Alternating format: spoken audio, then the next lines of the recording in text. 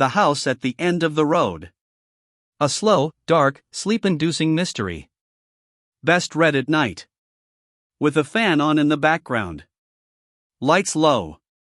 No rush. Chapter 1: The House. The house was at the end of the road. That sounds like something you could say about any house. Every house is at the end of some road, or in the middle of one, or somewhere along it. But this house was different. The road didn't just happen to end there. It felt like the road had been built for the sole purpose of arriving at that house, and once it got there, it had nothing left to do. So it stopped. Nobody had given the house a name. But the people in the neighborhood had a way of referring to it. They called it that house. When they said it, their voices got a little quieter. Their eyes moved slightly to the side. Instead of pointing, they would tilt their heads in the direction of it, like pointing was too direct, too much of an acknowledgement. The house was 2 stories. A veranda in the front, a courtyard in the back. In the courtyard stood a neem tree. The tree was so old that nobody could tell you how old it was. The trunk was so wide that 2 people with their arms fully extended couldn't wrap around it completely. In winter, the house looked one way. It sat inside the fog all day. If you looked out a window in the morning, the house appeared to be slowly emerging from the mist. By evening, it was sinking back into it. In the rainy season, it looked different. Water ran off the roof in thin streams. Dark stains crept down the walls. The neem tree soaked through and gave off a particular smell that settled over everything. In summer, the house went completely quiet. The other houses on the street made noise, children playing, cooking smells, music from somewhere inside. But from that house, nothing. As if it wasn't breathing. I first heard about the house from my uncle. My uncle said, "Nobody lives there." I asked, "Why not?" He said, "Just because." And that was it. He moved on to something else. So did I. But the words "just because" stayed with me. Because just because is never actually an answer. My name is Nafis. I was 22 at the time. I just finished my degree and was looking for work. I was staying with my uncle for a few weeks. His house was in an older part of the city, in a neighborhood I won't name here. From my uncle's house to that house was a 7-minute walk. I measured it. Exactly 7 minutes. Not 6, not 8. The first few days I didn't pay the house any attention. I was busy with my own things. Sending out applications. Making phone calls. Drinking tea with my uncle in the mornings. Life was moving the way life tends to move, which is mostly forward, occasionally sideways, rarely backward. But on the 3rd night, something happened. Around 3 in the morning, I woke up. No reason. No noise. I just opened my eyes. I lay still for a moment. Then I got up and walked to the window. Outside, there was fog. And in that house, in one of the windows, there was a light. My first thought was that I was seeing things. I rubbed my eyes. Looked again. The light was still there. 2nd floor. Left side. A warm orange glow. The kind that comes from a candle. It was moving slightly. Wavering. I stood at the window for a long time. 5 minutes. Maybe 10. The light didn't go out. My eyes started to blur. Somewhere between standing there and lying back down, I lost track of time. In the morning, I told myself I'd dreamed it. The next afternoon I went to the tea stall near my uncle's house. The man who ran it was named Kadir. He was somewhere in his 50s and had lived in the neighborhood for as long as anyone could remember. I said, "Kadir bhai, does anyone live in that house at the end of the road?" He set down his teacup. Paused. Then said, "Why are you asking?" I said, "Just curious. I saw a light there last night." He paused again. Longer this time. "Which window?" he asked. 2nd floor. Left side. He didn't say anything. He picked up his cup. Took a sip. Then said, "You were seeing things." I said, "I wasn't." I stood there for 10 minutes watching it. Kadir said, "Nobody lives in that house." Nobody can. Why not? Kadir looked at me for a moment. Then quietly, "That house has had no electricity for 20 years. Chapter 2: The History. It took 3 cups of tea to get the story out of Kadir. The house had belonged to a man named Rahimuddin. A businessman. He'd had money at some point. He'd built the house himself, back when the neighborhood was emptier and land was cheaper. Rahimuddin had a family. A wife, a son, a daughter. The daughter was older, the son younger. The son's name was Shokat. Something had happened in the house. What exactly had happened, Kadir said he didn't know.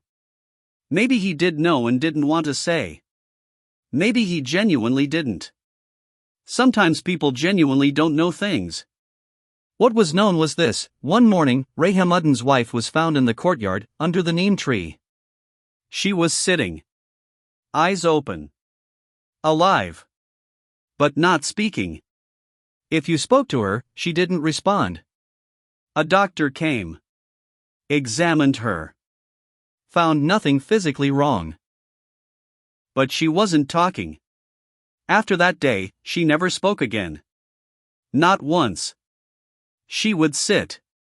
She would walk around the house. She would eat a little. But she never spoke. This went on for several months. Then she died. Her body was found under the neem tree. Same position. Sitting. After that, Rahimuddin left the house. He took Shokat with him. The daughter was already married and living elsewhere. She never came back either. The house closed. How long ago? I asked. More than 20 years, Kadir said. Where is Rahimuddin now? Nobody knows. He left and never came back. The house was never sold? No. Nobody tried to buy it? Kadir smiled. It wasn't a happy smile. Someone tried once. What happened? He came to look at the house. Spent a little time there at night. Left. Never came back. Never bought it. Why did he leave? I didn't ask, Kadir said. Chapter 3: The first time I went inside. People have asked me why I went into the house. I've always given the same answer. Because if I didn't go in, I wouldn't find out. That's either brave or stupid. Maybe both. In my experience, those two things tend to live very close together. I went in the evening, while there was still light. I brought a small flashlight. I made sure my phone was fully charged. I put on shoes I didn't mind getting dirty. I told my uncle I was going for a walk. He said, "Come back soon." Nobody stopped me. When I got to the front gate of the house, the first thing I noticed was that there was no padlock. That was strange. A house that had been shut for 20 years and there was no padlock on the gate. The gate was just resting shut. I pushed it. Old hinges groaned. It opened. A short path led to the front door. I walked it. Dry leaves on the ground. Grass grown tall. Moss on the lower part of the walls. Plaster chipped away in patches.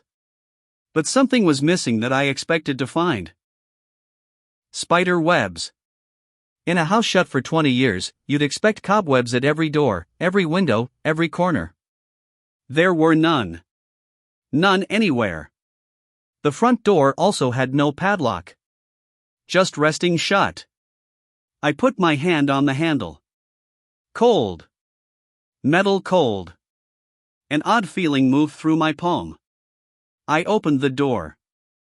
Inside was dark at first. Then my eyes adjusted. A hallway. Rooms on both sides. Stairs at the end. The floor of the hallway was old wood. Soft in places. When I stepped on it, it creaked. I stopped. Listened. The house was silent. I walked on. The first room on the right, old furniture. A chair. A table. Dust on the table. The chair was turned slightly, the way a chair looks when someone has just gotten up from it. The room on the left appeared to be a kitchen. A rusted sink. A pot sitting on the stove with nothing in it. I came to the stairs. Started up. 5 steps to the second floor. On the third step, I had the feeling that someone was standing behind me. I turned around. The hallway was empty. Second floor. 3 rooms. 1 bathroom. I went to the room on the left, the one where I'd seen the light. The door was closed. This was the one door in the house with a padlock. Old padlock. Rusted. I took hold of it. Pulled. It opened. There was no key in it. It had just been pressed shut from the inside. Which meant someone had gone inside the room, locked the padlock from within, then come out and left the padlock unlatched. But the door had been closed. I went inside. Small room. An old bed. A wardrobe. A window. The window was the one where I'd seen the light. I went to it. Below, the courtyard. The neem tree. Something was carved into the trunk of the neem tree. I leaned toward the window to try to read it. The light outside was fading. I couldn't quite make it out. Then, from behind me, a sound. Inside the room. Someone exhaled. Chapter 4: What I Saw When I Turned. I turned around. Nobody by the wardrobe. Nobody under the bed. I checked, leaned down and looked. Nobody in the corners. But the sound had been real. I was certain. I turned on my phone's flashlight. Swept it across every corner of the room. Nothing. Except one thing. On the pillow of the bed, a book. An old book. Pages yellowed. No cover. I picked it up. Inside, handwriting. Bengali script. On the first page. Whoever reads will know. Whoever knows will stay. Whoever stays will not leave. I left the room quickly. Down the stairs. Through the hallway. Out the front door. Through the gate. Into the street. On the street, I stopped. Turned back to look at the house. Second floor. Left window. A light. Orange. Candle warm. Moving. Chapter 5: The Book. Back at my uncle's house, I went straight to my room. My uncle called out, "Where did you go?" I said, "Just a walk." He didn't say anything else. I sat on my bed and opened the book. The pages were old, but the writing was clear. Someone's handwriting. Small, round letters. Neat. The first few pages had dates. The oldest date, I had trouble reading it, some of the ink had faded, but the year was legible. 22 years ago. The writing was like a diary. Someone recording small daily observations. First entry. I heard it again tonight. Near the stairs. I didn't tell Father. He won't believe me. Second entry. I saw it tonight. Under the neem tree. Not Mother. Someone who looks like Mother. But not Mother. Third entry. Mother isn't speaking. The doctor came. He couldn't explain it. I know why. But I won't say. I kept turning pages. Each entry was short. 2 lines sometimes. 5 lines. Never more than that. But reading them together, a picture was forming. Something came to the house at night. It didn't knock. It didn't call out. It just came. One entry said, "At 3 in the morning I was in the second floor room." It came. This time I saw its face. I don't recognize it. But it seemed to recognize me. Another entry. Mother spoke. She said, "Don't go, don't stay." But Mother doesn't speak anymore. So who said it? I closed the book.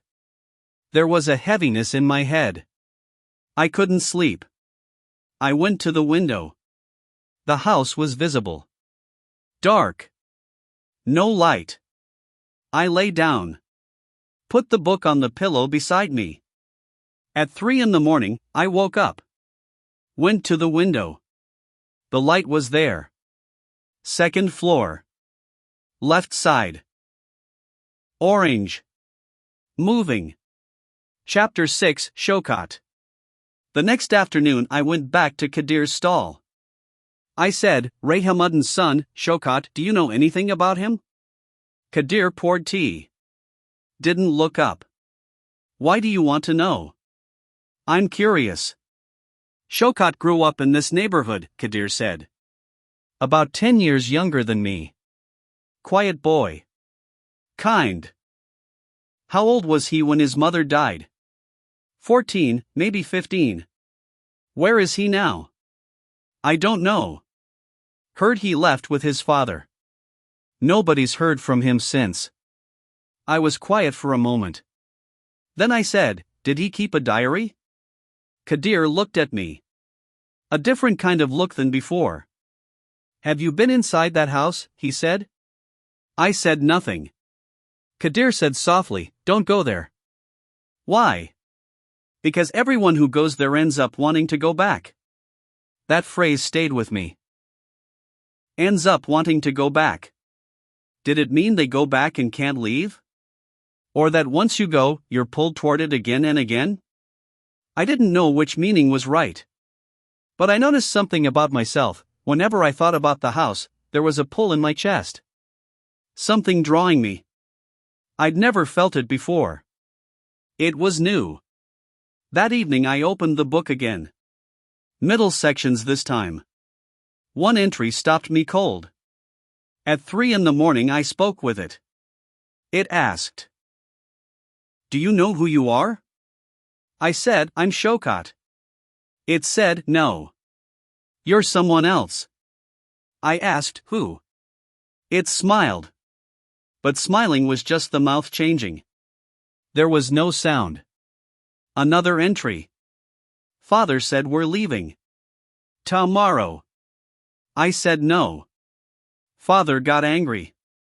I said, "Mother is still here." Father went quiet. Then he said, "Mother is dead, Shaukat." I said, "She's not dead. She just went somewhere else." The last entry. "Tonight I came for the last time." It asked, "Will you stay?" I said, "No." It said, "Why not?" I said, "Because I have to live." It was quiet for a long time. Then it said, "All right. But will you forget me?" I said, "No." It said, "Then you'll stay. Inside you." After that, no more entries.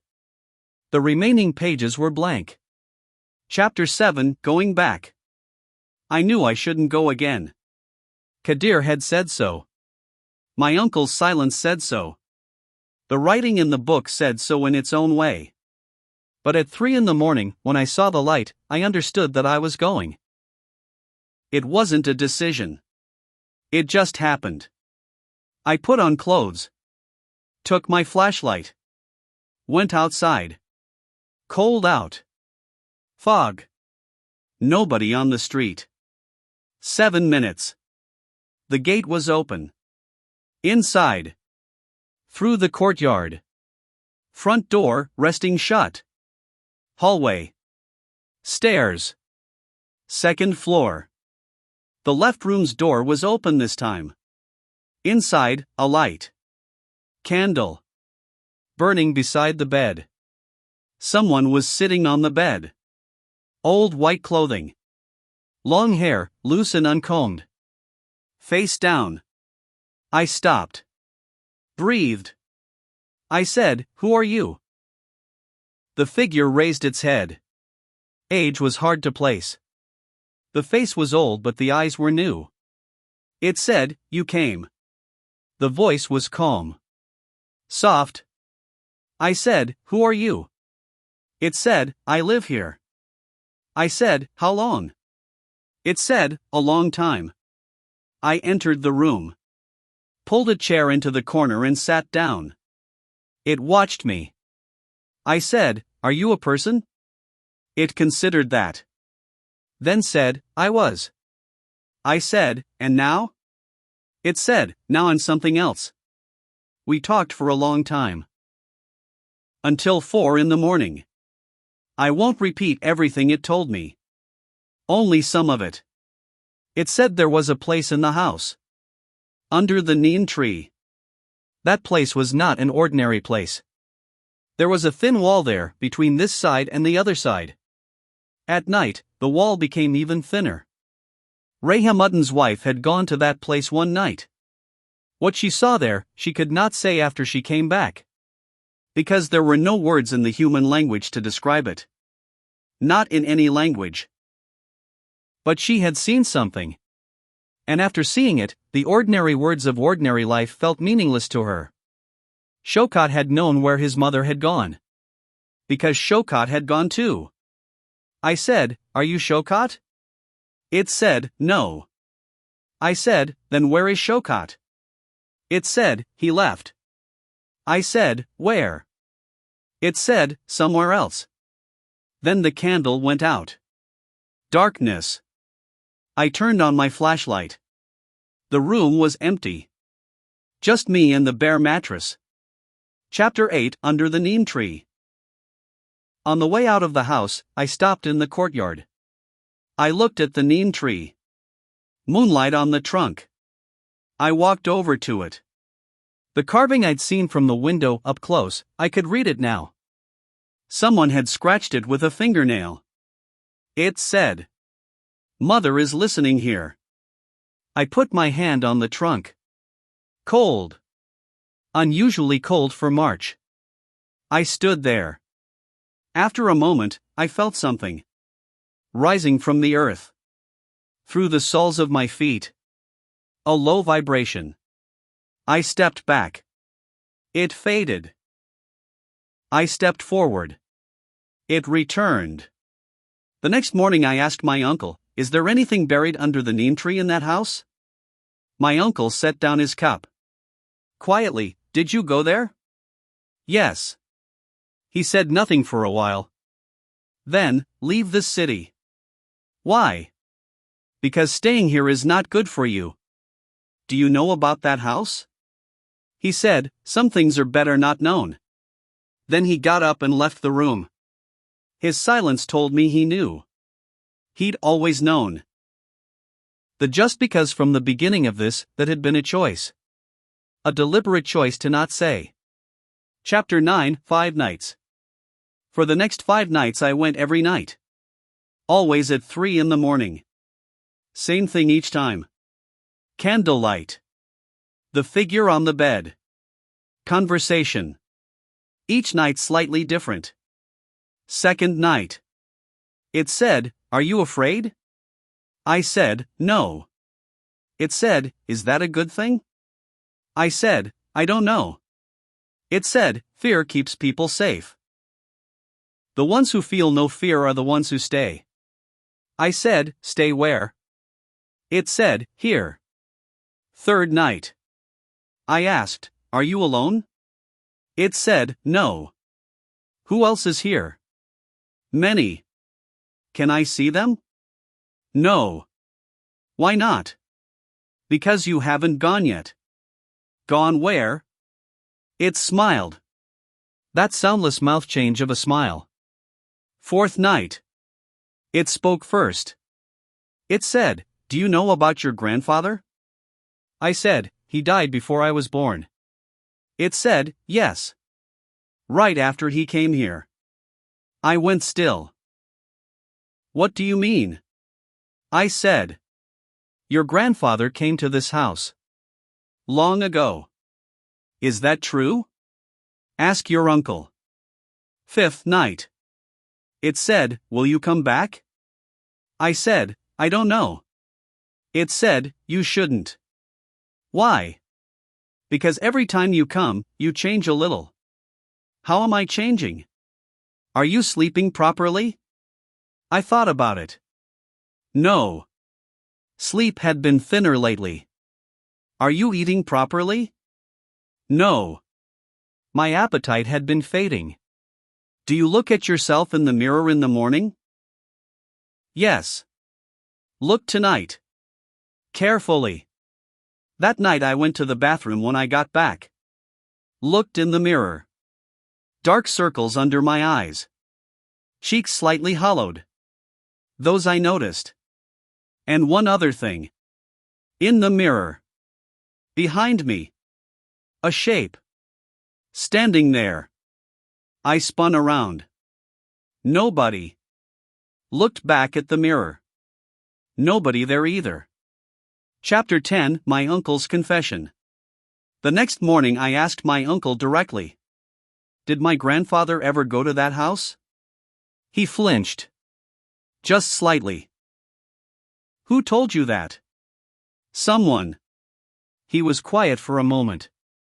Then, sit down. I sat. He made tea. 2 cups. He sat across from me. He said, your grandfather knew Rahim Uddin. They had a business connection. A long time ago. Before your father was even born. And he went to the house once. Whatever happened there, he never told anyone. He only ever said, there's something in that house. I don't know what it is. But something is there. And then? Shortly after, your grandfather died. Suddenly. No warning. The doctor couldn't explain it. Outside, rain began. We sat without speaking. My uncle said, are you still going there? Yes. Leave today. I can't leave without finishing. He looked at me. Finishing what? I don't know. Chapter 11, Under the Neem Tree at Night. On the 6th night I didn't go to the room. I went to the courtyard. 3 in the morning. Fog. I sat under the neem tree. Leaves on the ground. Slightly damp earth. No rain, but the air was wet. I sat there. Everything was still. 5 minutes. 10. 15. Nothing happened. I thought perhaps nothing would. Then the earth shifted slightly.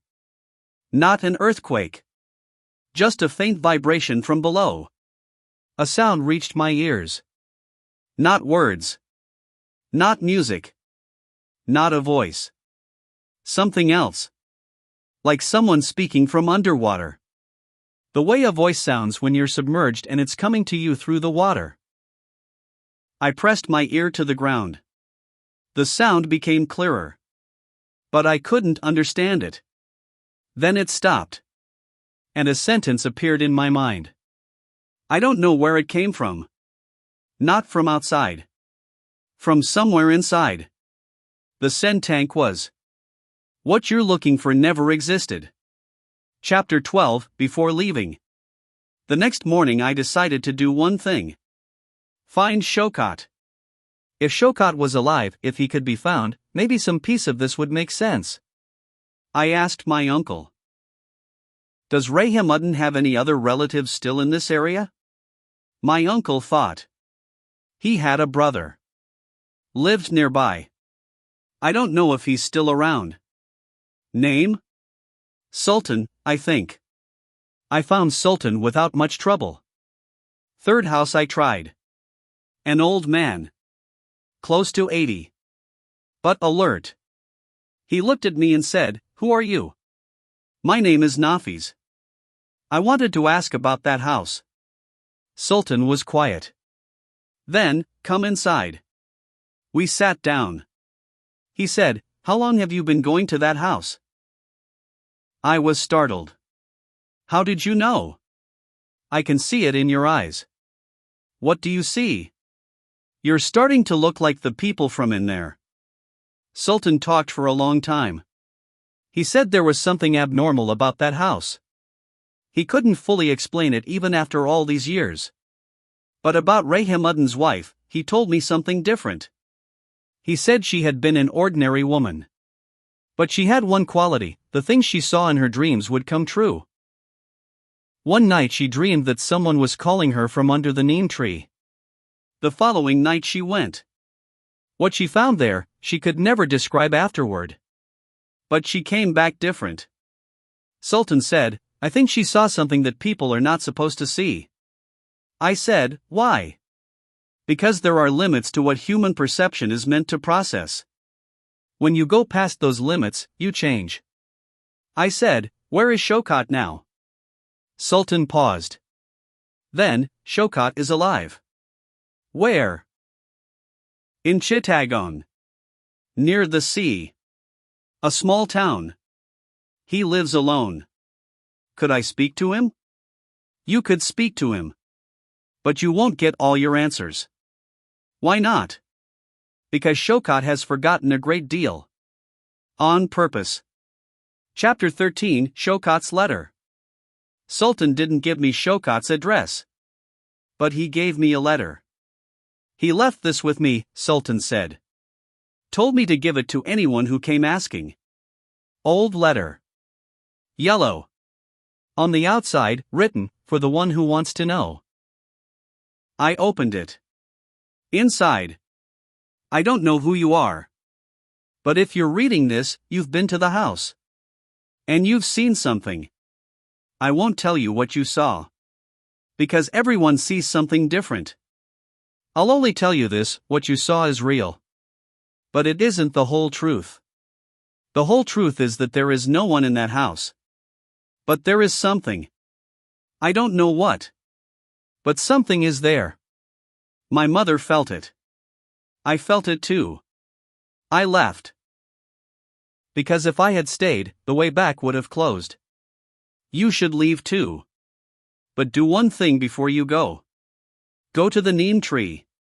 Dig in the earth at its base. With your hands. 5 inches down.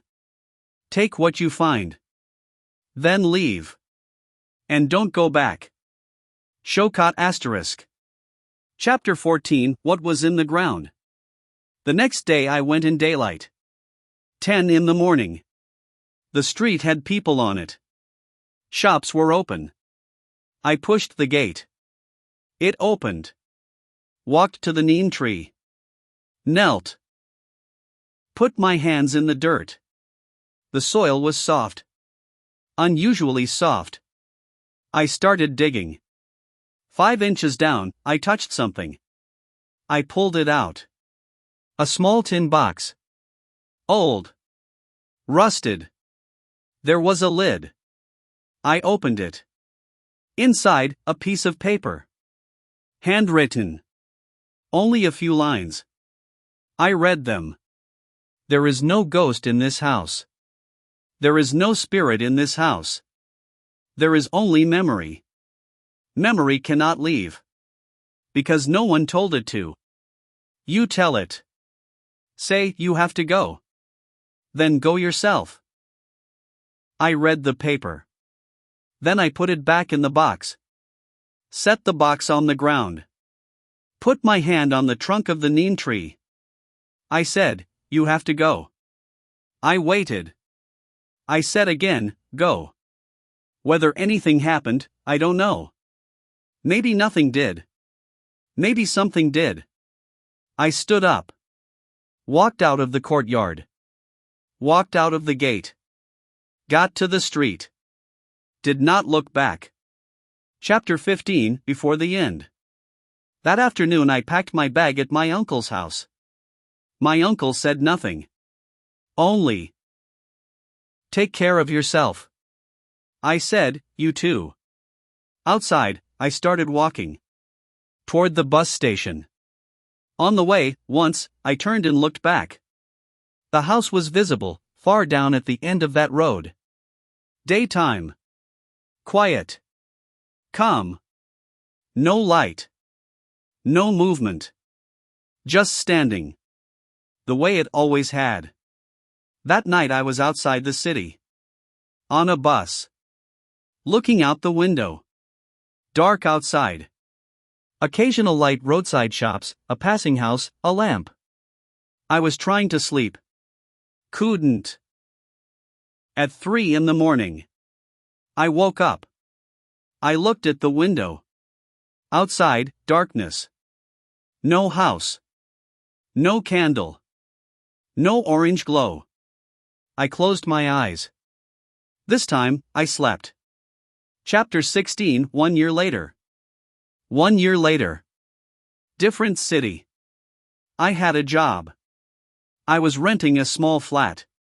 Life was moving the way life moves. One day I was sorting through an old bag and found it. The book. Shokat's diary. I had forgotten I still had it. I held it for a moment. Opened it. The pages at the end. The ones that had been blank were no longer blank. Someone had written on them. New writing. The handwriting I recognized. Shokat's. It said, "You went. Good. You left. Better. You don't need to return the book. Just remember this. Some places have thin walls. You don't need to know what's on the other side. Just know that something is. That's enough." Shokat asterisk. I sat holding the book for a long time. Outside, evening was falling. I turned on my lamp. White light. Electric. Not flickering like a candle. Final chapter, what was never explained.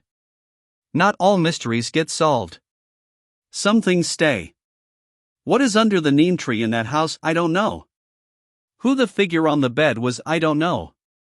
Where Rahimuddin's wife went, I don't know. How Shokat's handwriting appeared in a book I had been carrying for a year, I don't know. What my grandfather saw the night he went there, I don't know. What "whoever stays will not leave" actually means, I don't know. But some things I do know. 3 in the morning has a quality to it that the middle of the afternoon doesn't. Some houses are more than brick and wood. Some trees hold things in their roots that should have been let go a long time ago. And some questions are better left unanswered. Because answers lead to more questions. And those questions are the kind that take you to windows at 3 in the morning. Tonight, if you can't sleep. If you wake up at 3 and can't get back under. If you feel the urge to look out your window.